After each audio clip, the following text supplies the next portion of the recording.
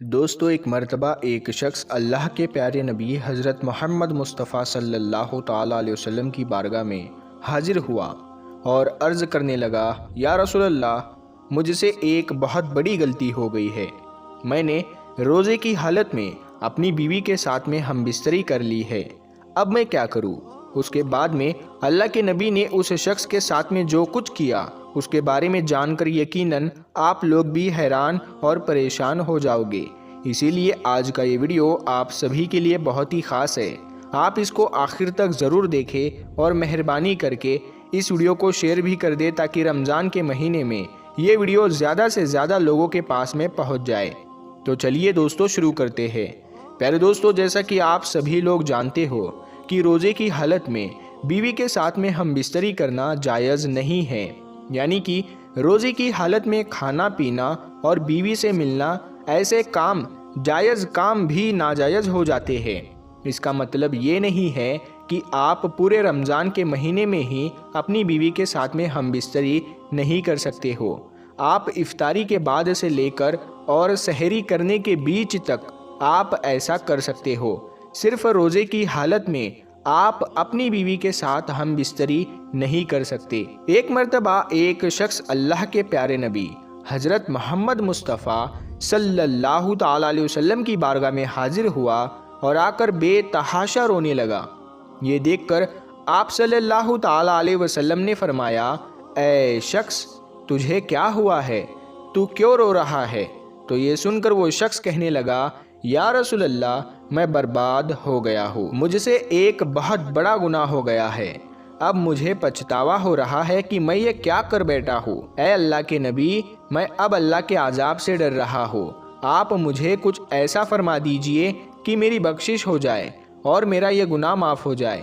یہ دیکھ کر اللہ کے پیارے نبی حضرت محمد مصطفیٰ صلی اللہ تعالیٰ علیہ وسلم نے پوچھا کہ اے شخص، تو نے ایسا کون سا گناہ کر دیا ہے کہ جس کی وجہ سے تو اتنا رو رہا ہے؟ تو یہ سن کر وہ شخص کہنے لگا، یا رسول اللہ صلی اللہ تعالیٰ علیہ وسلم، میں نے روزے کی حالت میں اپنی بیوی کے ساتھ میں ہم بستری کر لی ہے، یعنی کہ میں روزے کی حالت سے تھا اور میں نے اپنی بیوی کے ساتھ میں صحبت کر لی ہے۔ تو یہ سن کر اللہ کے پیارے نبی حضرت محمد مصطفیٰ صلی اللہ تعالیٰ علیہ وسلم غمزدہ ہو گئے اور فرمانے لگے کہ اے شخص، تو نے یہ کیا کر دیا؟ کیا تجھے معلوم نہیں ہے کہ روزے کی حالت میں بیوی کے ساتھ میں ہم بستری کرنا جائز نہیں ہے؟ تو یہ سن کر وہ شخص کہنے لگا، یا رسول اللہ، مجھے معلوم تو تھا مگر میں اپنے نفس پر قابو نہ کر سکا اور مجھ سے بہت بڑی غلطی ہو گئی ہے، اب آپ میرے لیے کچھ ایسا کر دے کہ میری بخشش ہو جائے۔ تو یہ سن کر اللہ کے پیارے نبی حضرت محمد مصطفیٰ صلی اللہ تعالیٰ علیہ وسلم نے فرمایا کہ اے شخص، تو نے بہت بڑا گناہ کیا ہے اور اب تجھے اس کا کفارہ ادا کرنا ہوگا۔ تو وہ شخص پوچھنے لگا، یا رسول اللہ، اس کے لیے مجھے کیا کفارہ ادا کرنا ہوگا؟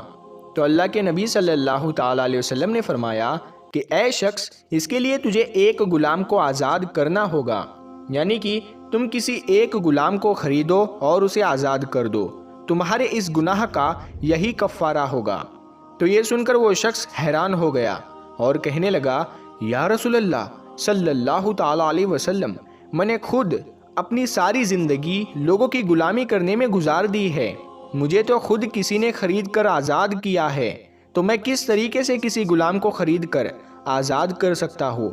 یا رسول اللہ، میرے پاس میں اتنا مال نہیں ہے کہ میں کسی غلام کو آزاد کرا سکوں۔ تو یہ سن کر اللہ کے پیارے نبی حضرت محمد مصطفیٰ صلی اللہ تعالیٰ علیہ وسلم نے فرمایا، اے شخص، چلو کوئی بات نہیں، اگر تم کسی غلام کو آزاد نہیں کروا سکتے تو تم ایسا کرو کہ تم لگاتار 60 روزے رکھ لو، مگر یاد رکھنا روزے لگاتار ہونے چاہیے، بیچ میں ایک بھی روزہ نہیں چھوٹنا چاہیے۔ اگر بیچ میں کبھی ایک روزہ چھوٹ جائے تو پھر سے تمہیں پورے 60 روزے رکھنے ہوں گے۔ اگر تم نے ایسا کر لیا تو تمہارا یہ گناہ اللہ کی بارگاہ میں معاف ہو جائے گا اور تمہاری بیوی تمہارے لیے حلال ہو جائے گی۔ یہ سن کر وہ شخص پھر سے حیران ہو اٹھا اور کہنے لگا، یا رسول اللہ صلی اللہ تعالیٰ علیہ وسلم، میرے ایک روزے کا یہی حال ہے کہ میں ایک دن بھی اپنے نفس پر قابو نہ کر سکا تو پھر میں لگاتار 60 روزے کیسے رکھ سکتا ہوں؟ اے اللہ کے نبی، میں یہ کام بھی نہیں کر پاؤں گا۔ میرے اندر اتنی قوت نہیں ہے، میرے اندر اتنی طاقت نہیں ہے کہ میں لگاتار 60 روزے رکھ پاؤں۔ اسی لیے یا رسول اللہ، آپ مجھے کچھ اور فرما دیجئے، مجھ سے یہ کام بھی نہیں ہوگا۔ یہ سن کر اللہ کے پیارے نبی حضرت محمد مصطفیٰ صلی اللہ تعالیٰ علیہ وسلم مسکرا دیے اور کہنے لگے کہ اے شخص، اگر تم ایسا نہیں کر سکتے ہو تو ہمارے پاس میں ایک اور راستہ ہے۔ اگر تم کسی غلام کو آزاد بھی نہیں کرا سکتے ہو اور اگر تم 60 روزے بھی لگاتار نہیں رکھ سکتے ہو تو تم ایسا کرو، تم 60 مسکینوں کو یعنی کہ 60 غریبوں کو پیٹ بھر کر کھانا کھلا دو، تمہارا یہی کفارہ ادا ہو جائے گا اور تمہاری بیوی تمہارے لیے حلال ہو جائے گی۔ یہ سن کر وہ شخص پھر سے عرض کرنے لگا، یا رسول اللہ صلی اللہ تعالیٰ علیہ وسلم، کہ میرے گھر میں کھانے کو کچھ بھی نہیں ہے۔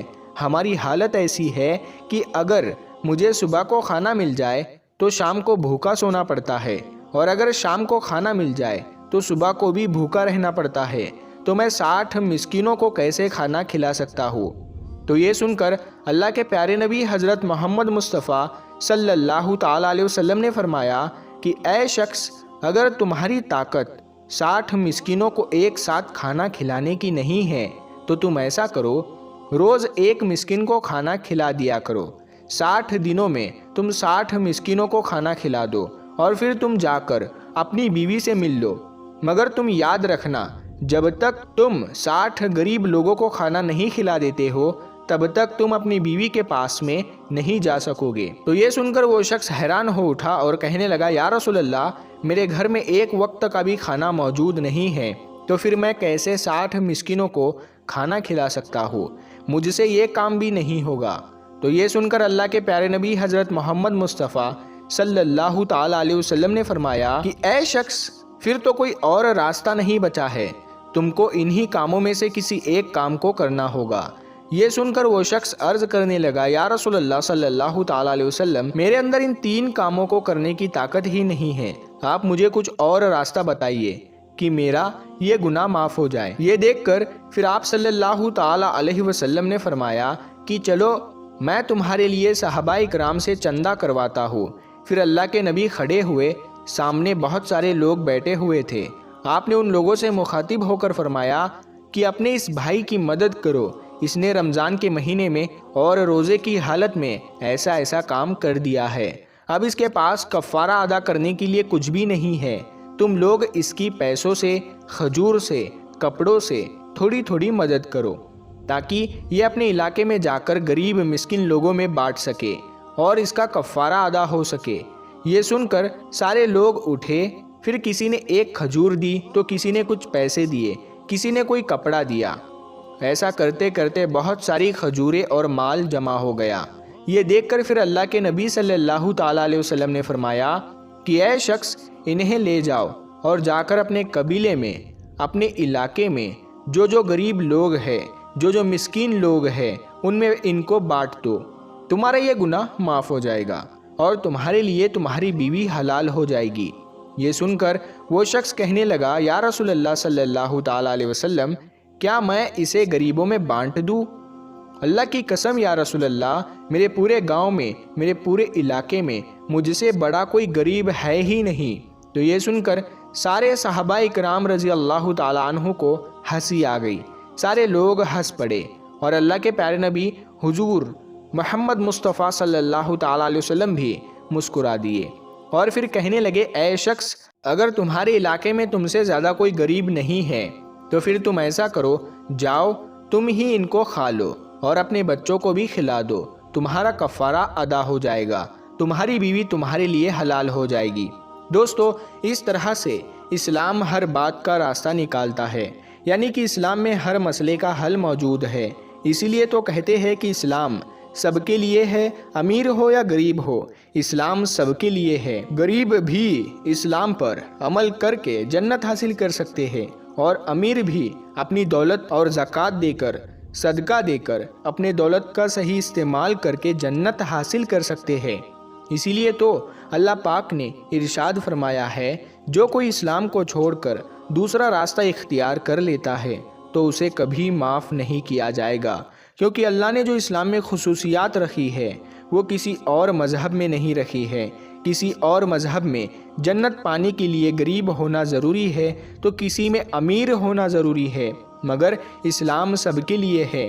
इस्लाम में अमीर भी अमल करके जन्नत हासिल कर सकता है और गरीब भी अमल करके जन्नत हासिल कर सकता है। प्यारे दोस्तों, हम उम्मीद करते हैं आपको हमारी आज की ये वीडियो पसंद आई होगी। अगर ये वीडियो आपको पसंद आई है तो आप इस वीडियो को ज़्यादा से ज़्यादा अपने दोस्तों में शेयर करें। हम मिलते हैं फिर एक नई वीडियो के साथ, तब तक के लिए अस्सलाम वालेकुम, अल्लाह हाफिज़।